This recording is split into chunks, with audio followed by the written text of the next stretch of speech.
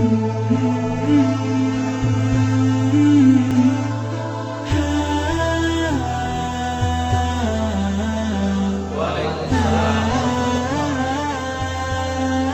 Bu ya. Pertanyaannya adalah bagaimana hukumnya jikalau seorang suami mengizinkan istrinya untuk menjadi tenaga kerja wanita atau TKW di luar negeri. Mohon penjelasannya. Terima kasih. Assalamualaikum warahmatullahi wabarakatuh. Nah, ini kasus ini banyak sekali ya terjadi ya. Dari berbagai daerah. Saya sering ketemu tuh kalau pulang umroh suka. Saya malah satu kursi berdampingan kursinya di pesawat itu dengan TKW. Tapi ente jangan berpikir macam-macam. Saya sempat berdialog di pesawat karena cukup lama, bisa 8-19 jam dari Jeddah ke Indonesia. Ternyata TKW itu untung-untungan juga. Kalau dia ketemu majikan yang baik, beruntunglah. Tapi kalau ketemu majikan yang akhlaknya Abu Jahal, yang menganggap tenaga TKW itu atau budak.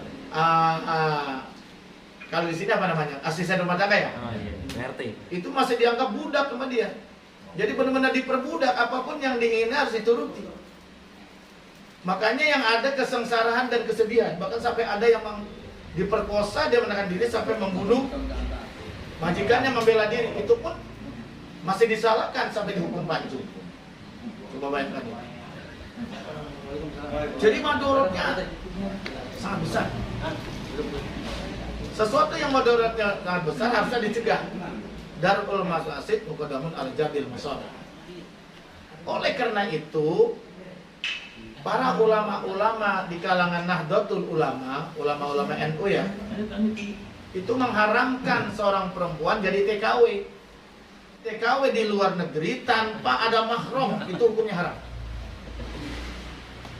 Kecuali suaminya ikut kerja dalam suatu tempat yang sama misalnya, bisa dikontrol, atau mungkin ada saudara perempuannya dan sebagainya, ada mahram.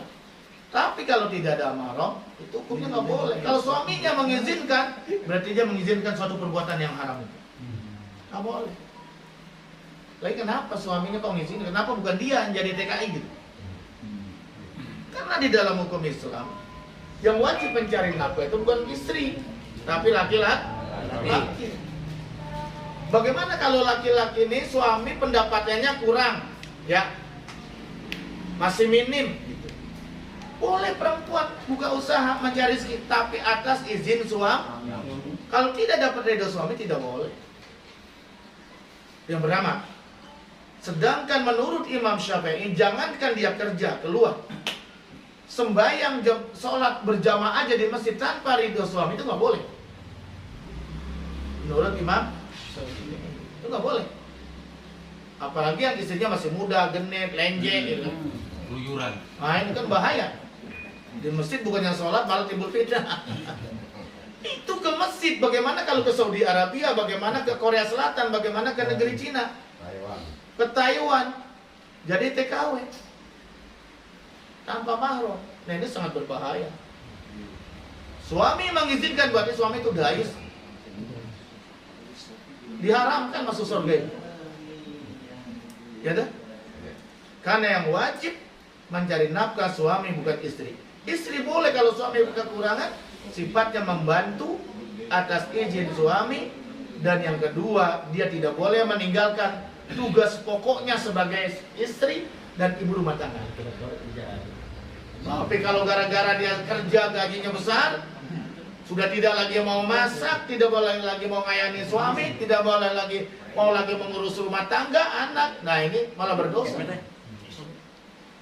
Karena tugas pokok istri itu adalah mengurus rumah tangga, mendidik anak supaya jadi anak yang soleh dan soleha, dan mengurus suami. Dan itu pahalanya sama dengan jihad.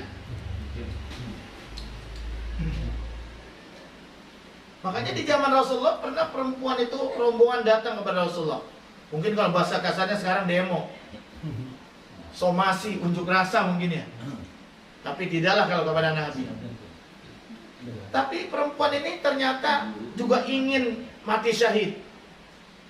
Masa laki-laki saja berperang mati di medan perang mati syahid, tidak perlu dikapankan, tidak perlu disolatkan, tidak perlu dimandikan, dikubur apa adanya sudah masuk surga. Dan orang yang syahid itu tidak mati, dia tetap hidup di alam kubur, di alam barzah dan mendapat rezeki seperti di dunia. Itulah orang mati syahid. Hebat kan? Jangan kau bilang itu kalau orang mati syahid, para nabi dan rasul itu mati kayak kita. Tidak, mereka itu hidup di alam barzah dan mendapat rezeki dari Allah. Lah perempuan kan protes, ya Rasul kami juga pengen dong mati syahid. Kata Nabi sudah pulang. Jihadukunna fi baitikun. Jihadnya kamu bukannya di medan perang, naik kuda, bawa senjata. Nanti suami kamu mati, anak kamu bagaimana? Saya ngurus, sudah kamu pulang saja. Berjihadlah di rumah tangga, urus suami dengan baik, urus anak dengan baik, tata rumah tangga dengan baik. Pahalanya sama dengan jihad di medan perang. Gampang perempuan, tapi perempuan sekarang gengsi, sok keren, belagu, kuplek juga sih pada. Kuplek apaan? Kuplek dan Iya. sosokan. Iya, sosokan pengen jadi wanita karir tapi dosa sepanjang jalan, betul nggak? Malah membangkang sama istri sama suaminya, nauzubillah. Apa artinya semua itu? Kalau malah menambah dosa, betul nggak? Lebih baik perempuan itu menata rumah tangga dengan baik, urus anak menjadi anak yang soleh dan soleha. Jadilah istri yang taat kepada suami, sujud kepada Allah, betul ya? Kali kalau sifatnya mendampingi, membantu boleh, misalnya kayak Made, isinya dari bendahara menata keuangan, ya enggak apa-apa. Karena tidak mengurangi sebagai fungsinya sebagai istri, sebagai anak-anak. Apalagi tempatnya juga satu lingkungan dekat, nggak keluar negeri kan ya. Itu sifatnya membantu. Nggak apa-apa, bukan seakan-akan kewajiban. Suami jadi pemalas, tidak mau nyari rezeki, betul nggak? Istrinya disuruh keluar negeri, istrinya suruh pergi ke kota, nyari duit sementara dia berleha-leha. Itu suami dosa semacam itu. Itu dosa. Padahal pahala buat kaki kali buat kakak, mandi keringat, mencari rezeki yang halal buat istri dan anak-anak, itu masya Allah pahalanya luar biasa itu. Luar biasa. Sampai sini dikatakan, inna minadzunubi dzunuban la yukaffiruha salatun wala saumun wala jihadun ila sa'ya alal iyal. Sesungguhnya daripada dosa-dosa tidak ada dapat yang mengampuni dosa itu. Salatun, meskipun kita sholat, tidak bisa menghapus dosa itu. Jadi ada dosa yang tidak bisa dihapus dengan sholat. Wala saumun, walaupun puasa. Wala jihadun, walaupun dia berjihad. Ila sa'ya alal iyal, kecuali dia berjuang keras memberikan nafkah kepada keluarganya. Jadi mencari nafkah dengan kerja keras yang halal, buat nafkahkan istri dan anak-anaknya, itu bisa menghapuskan dosa-dosa yang tidak bisa dihapus dengan sholat, dengan puasa, dengan jihad sekalipun. Jadi nggak sia-sia tuh, Ricky, nggak sia-sia yang nyari duit. Udah punya warga belum? Udah punya anak. Udah naik tuh. Tidak ada yang sia-sia, Ricky. Bahkan tetesan keringat, pasalin itu akan menjadi nilai ibadah. Asal rezekinya halal. Oh, luar biasa. Nggak ada yang sia-sia tuh kita mencari rezeki walaupun capek. Halal demi tanggung jawab terhadap keluarga. Bahkan ada hadis yang lain, iza mata ahadukum magmuman. Iza bata. Apa bata tuh? Masuki malam. Iza bata, apabila memasuki malam, ahadukum, yang salah satu dari kalian, magmuman, resah, mahmuman, gelisah. Ya Allah, gimana ini besok? Anak-anak mau sekolah nggak ada duit, makan pagi gimana, gini ya, itu kan? Saking sulitnya mencari nafkah yang halal ya maksudnya ya. Dia pikirin tuh malam, kan ada yang begitu ya. Karena namanya kepala keluarga tanggung jawab, betul nggak?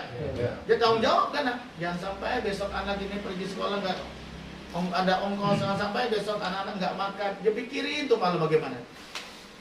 Dia bangun tahajud, akhirnya dibukakan rezeki oleh Allah SWT di pagi hari. Masya Allah. Kenapa dia sampai mahmuman, gelisah dan resah? Min sababil iyal, karena dia memikirkan iyal, keluarga. Karena kesulitan dan tanggung jawabnya terhadap keluarga. Karena abdolu indallah. Itu resahnya, gelisahnya itu lebih abdol di sisi Allah. Min alfi darbatin, daripada 1000 pukulan pedang bisaib fisabilillah azza wa jalla. Dan itu lebih abdol, lebih besar pahalanya daripada dia 1000 pukulan pedang berjuang fisabilillah di jalan Allah. Sekarang apa artinya dia berperang di jalan Allah kalau anaknya kebelangsang? Kalau anak bininya kebelangsang nggak makan, betul nggak? Coba bayangkan. Ada yang sia-sia itu. Makanya kalau pagi kita itu mau berangkat mencari nafkah, keluar dari rumah jangan lupa Bismillahirrahmanirrahim. La wala quwwata illa billah. Ya Allah, apalagi sholat duha dulu ya. Saya ingin mencari rezeki hari ini sebagai tanggung jawab saya terhadap keluarga. Ya Allah, berikanlah rezeki untuk saya, untuk istri dan anak-anak saya yang halal. Masya Allah. Itu setiap langkah kaki kita bernilai ibadah di sisi Allah. Insya Allah. Makanya kenapa alasannya mereka itu mengizinkan? Satu, karena malas. Kasal, malas, suaminya malas. Mesti kerja gengsi. Lah gua sebagai kepala keluarga, ngapain lu keluar negeri? Udah di rumah saja, urus anak-anak, urus keluarga. Saya sebagai suami, saya yang bertanggung jawab, saya yang kerja keras. Baru suami, betul nggak ya? Mantap tuh. Mau ojol ke, ojek online, mau apa ke, ya? Yang penting hal. Kalau kita ikhtiar, jangan gengsi, pasti ada rezeki. Orang kampung kemana-mana datang ke Cipondo pada makan, pada hidup, bener ya? Masa kita orang Cipondo sendiri kagak makan, kan kebangetan. Iya. Iya. Jangan malah bantu ngurusin paspor. Iya. Ini mau jadi TKW. Malas itu malas. Makanya sampai ada sebuah doa. Ini doa masyhur ya, doa yang diajarkan oleh Rasulullah SAW kepada Abu Gumamah. Ini doanya sampai saya tulis, saya fotokopi, saya bagikan ke seluruh jamaah saya. Cuman ente belum ya? Belum. Ini doa menghilangkan pemalas, ini doa menghilangkan kegelisahan, kegundahan, dan ini doa bayar utang. Kalau ini doa diamal tiap hari, insya Allah akan punya utang lancar. Ada orang sampai mati bawa utang. Nauzubillah summa nauzubillah. Pernah suatu saat Rasulullah itu menyolatkan jenazah, Nabi nggak mau nyolatin. Kenapa ya Rasul? Masih punya utang. Kecuali dia menanggung jawab utangnya. Akhirnya ada salat, ya Rasulullah, tolong sholatkan, saya bayar. Baru Nabi mau nyolatkan.